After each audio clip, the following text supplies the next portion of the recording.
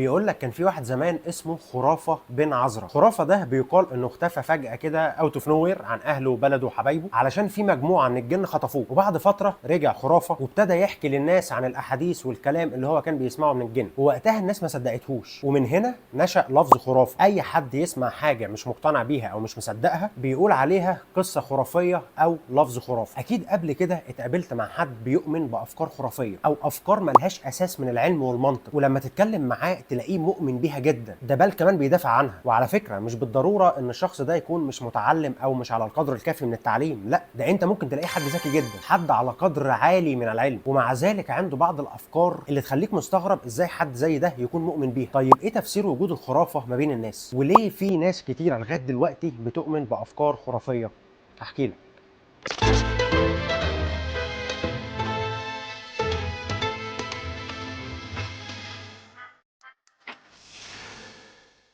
خلينا في الاول نعرف يعني ايه لفظ خرافه او التعريف العلمي للفظ خرافه اللي لو دورنا في الانثروبولوجي هنلاقيه. وعلم الانثروبولوجي هو العلم اللي بيهتم بدراسه سلوك الانسان. العالم مالينوفسكي بيقول ان الخرافه هي مجموعه الافكار والممارسات التي لا تستند الى اي تفسير معقول ولا تخضع الى اي تفسير على سواء من حيث النظريه او التطبيق. والامثله على الافكار الخرافيه او الافكار اللي بينطبق عليها التعريف ده كتير، زي مثلا انك تلاقي حد بيؤمن ان يوم الثلاث ده يوم نحس وفقر علشان مش بيقدر ينجز فيه اي حاجه، حد بيتفائل برقم 13، ان التوائم بيدخلوا في قطط بالليل، او ان الشبشب المقلوب ده بيجيب الفقر في البيت، وان حظك اليوم وحياتك عموما الفتره دي مرتبطه بالبرج بتاعك، او قرايه الفنجان وفتح المندل. مئات الافكار اللي هنلاقيها موجوده حوالينا، واللي بالمناسبه مش هدف الفيديو ان احنا نثبت صحه بعض الافكار من عدمها، لا، ولكن انك تبقى عارف ازاي الافكار دي نشأت وايه تفسير علم النفس في ان في ناس كتير بتؤمن بيها لسه. لو جينا دورنا على مصادر الافكار الخرافيه او نشأت منين اصلا، هنلاقي مثلا ان بعض المصادر دي زي افكار مستمده من حضارات قديمه زي الفراعنه مثلا، عقائد دينيه فاسده، افكار مش واقعيه بس تغلب عليها سمه القداسه، خبرات شخصيه فرديه بدون التاكد من مدى صحتها ولكن اصحابها ابتدوا ينشروها. طب نيجي بقى للحته المهمه في الكلام. لو جينا دورنا على تفسير نشوء الخرافه هنلاقي كذا مدرسه فكريه، وكل مدرسه فكريه ليها تفسير مختلف في الموضوع ده. عندك مثلا المدرسه السلوكيه بتاعت فريدريك سكينر، بيقول لك ان الخرافه بتنشا عند حدوث استجابه يقدمها الفرد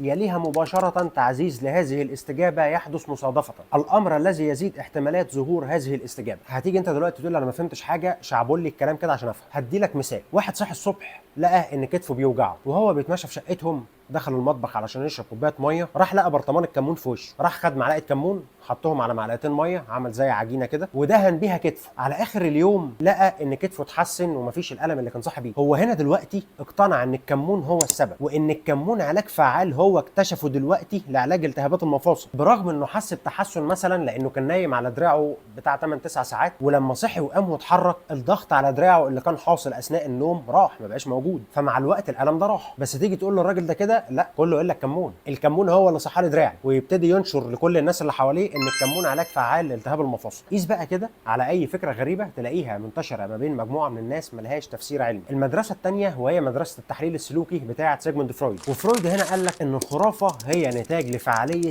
اللا شعور. وعلشان تفهم اكتر معنى الجمله المجعلصه اللي انا لسه قايلها لك دلوقتي دي، ففرويد ليه نظريه اسمها توبوجرافيكال موديل، عامل عليها فيديو هسيب لك اللينك بتاعه فوق دلوقتي. بس باختصار فرويد قال لك ان احنا شبه الجبل الجليدي. الجبل الجليدي ده بيبقى عباره عن 3 طبقات، طبقه اللي ظاهره فوق سطح الميه، والجزء اللي تحت الميه على طول، واخر جزء هو قاعده الجبل الجليدي اللي تحت خالص اللي محدش بيشوفها اصلا. فرويد هنا مثل القمه اللي احنا شايفينها دي بالوعي، وده ببساطه الحاجات اللي احنا واعيين بيها وفاهمينها، زي مثلا انك جعان دلوقتي فهتاكل، عطشت هتشرب، حد كلمك هترد عليه. فهي دي الحته اللي بتتحكم في العمليات المنطقيه اللي انت بتقوم بيها في يومك. الحته اللي في النص بقى اللي هي نص الجبل الجليدي اللي تحت الميه على طول، دي سماها ما قبل الوعي، بري كونشس، ودي الحته اللي في دماغك اللي فيها ذكريات او احداث حصلت بس انت مش قاعد بتفكر فيها دلوقتي، بس لو حصلت اي حاجه تنكش الذكرى دي او الحدث ده هتطلع للوعي على طول وهتفتكرها. زي مثلا انك تسمع اغنيه معينه كنت دايما متعود تسمعها وانت بتعمل فعل معين، فاول ما تسمع الاغنيه دي تاني تفتكر اللي انت كنت بتعمله. الحته الثالثه بقى وهي قاعده الجبل الجليدي اللي محدش بيشوفها، دي اللي سماها اللاوعي، الانكونشس، ودي المنطقه اللي دماغك بيرمي فيها كل الذكريات وكل الاحداث اللي حصلت لك من وانت لسه جنين، يعني ما كنتش لسه اتولدت حتى. الذكريات دي انت مش فاكرها ومش هتفتكرها واصلا مش عارف ان هي موجوده اساسا، بس هي متخزنه في اللاوعي بتاعك. هدي لك مثال يثبت لك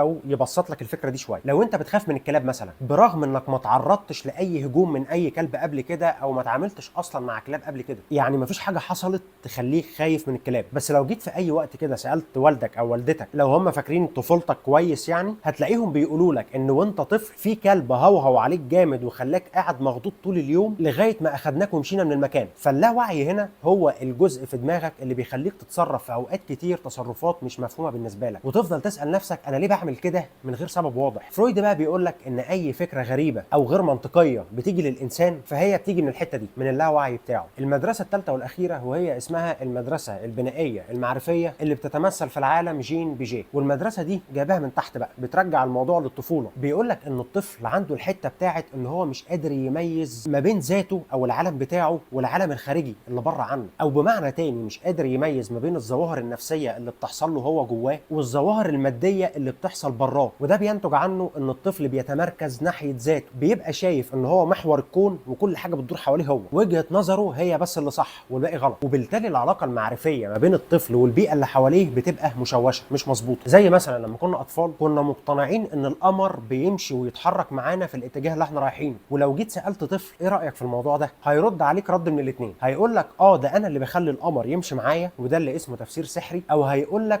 ده القمر هو اللي عايز يمشي معايا وده اللي اسمه التفسير الاحيائي. ولو هو طفل لمط شويه ممكن يرد عليك الردين مع بعض. المفروض بقى انه مع تقدم السن والخبرات التفسيرين دول بيقلوا ومش بيبقوا موجودين، والواحد بيبقى قادر يميز ما بين ما هو ذاتي وما بين ما هو موضوعي او بره عنه. الا انه باين كده ان التفكير ده او النمط ده بيقل وبيتضاءل ولكن مش بيختفي نهائي. فالمدرسه البنائيه المعرفيه هنا بتفسر لك الموضوع ده وبتقول لك انه الشخص اللي عنده افكار خرافيه او اللي بيمارس الخرافه بيبقى لسه مش عارف يفصل تماما ما بين العالم الداخلي بتاعه والعالم الخارجي اللي حواليه، وبيبقى اشبه بالطفل اللي مازال مقتنع انه لو ما مشيش على البلاط نفسه من غير ما يدوس على الخط الفاصل في النص هينجح في امتحان الشهر وهيجيب الدرجات النهائيه. وده بينتج عنه ان الشخص الممارس الخرافه او اللي بيؤمن بالافكار الخرافيه بيفضل متمركز حوالين ذاته وفاكر ان الدنيا كلها بتدور حواليه، فاكر ان كل الناس مركزه معاه هو، فهو مش هيحكي عن اي حاجه تخصه علشان ما يتحسدش، ولو حصلت له في اي وقت اي حاجه وحشه هيرجعها ان الناس كلها بصوا له في الحاجه دي، لكن مش هتلاقيه بيفكر هو عمل ايه ادى للنتيجه اللي وصل لها دلوقتي. كل واحد مؤمن بافكار خرافيه او بيمارس خرافه هتلاقي واحد من التفسيرات اللي انا لسه قايل لك عليها دلوقتي دي بينطبق عليه او حاصل له، وكل واحد مؤمن بافكار خرافيه هتلاقي عنده دوافع لده مختلفه عن الدوافع اللي عند غيره. في اللي بيؤمن بافكار خرافيه علشان هو خايف من المستقبل او خايف من المجهول فبيلجأ للعرافين اللي بيعرفوا يقروا الفنجان او يقروا الكف علشان يطمنوه او علشان على الاقل يدوا له معلومه عن المستقبل. في اللي خايف من المسؤوليه فبيدور على اي طريقه يبرر بيها العجز وفشله، زي مثلا اللي يجي يقول لك انا ما عرفتش اعمل الحاجه دي علشان قريت النهارده في حظك اليوم ان برج الحمل البرج بتاعي هيواجه يوم عصيب وده علشان في نجمه عدت من قدام، او ان العرافه الفلانيه اللي جت في البرنامج الفلاني في راس السنه اللي فاتت قالت ان السنه دي بالنسبه لبرج الحمل مش هتبقى احسن سنه. وفي اللي بيؤمن او بيمارس افكار خرافيه علشان عايز يشبع حاجه معينه عنده او احتياج عنده، والاحتياجات هنا بتتمثل في الخمس احتياجات اللي قالهم ماسلو واللي صاغها في الهرم بتاعه اللي اتسمى باسمه هرم ماسلو، وهي الاحتياجات الفسيولوجيه، اكل